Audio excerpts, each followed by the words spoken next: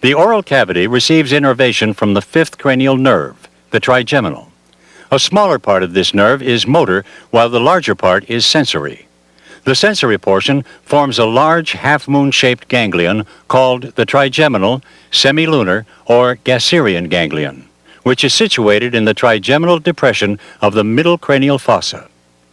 Originating from the trigeminal ganglion are three large nerve trunks, the ophthalmic, V1, the maxillary, V2, and the mandibular, V3, the last of which is the largest and the only one that carries both sensory and motor nerve fibers.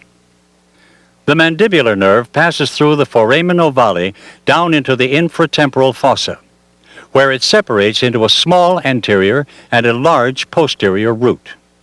The anterior root gives off motor branches that innervate the muscles of mastication. Then, as the buccal nerve, it crosses the coronoid notch of the ramus to innervate the cheek.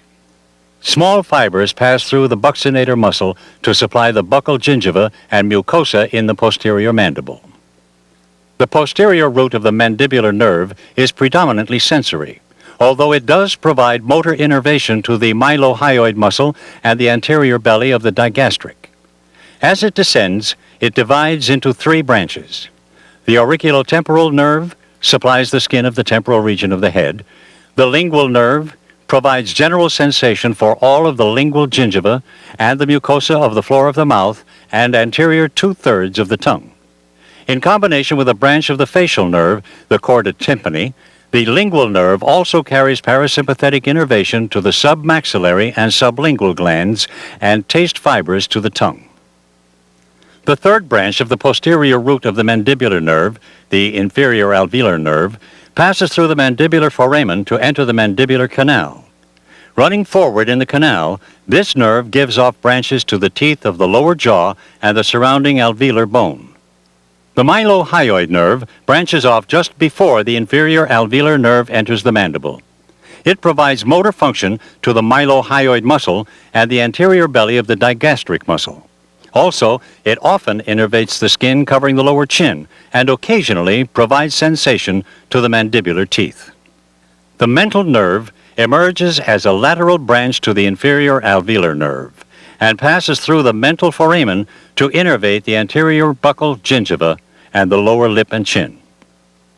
All the various intraoral injection techniques have one thing in common. The target site for assessing the inferior alveolar nerve lies within the pterygomandibular space. Detailed knowledge of the pterygomandibular space and the relationship of both its neural and vascular components will help the dentist perfect mandibular anesthesia. The pterygomandibular space, as seen in this transverse section across the ramus of the mandible, is bounded medially by the medial pterygoid muscle, laterally by the mandibular ramus, posteriorly by the parotid gland, and anteriorly by the oral mucosa, submucosal connective tissue, and buccinator muscle. Superiorly, it is defined by the lateral pterygoid muscle.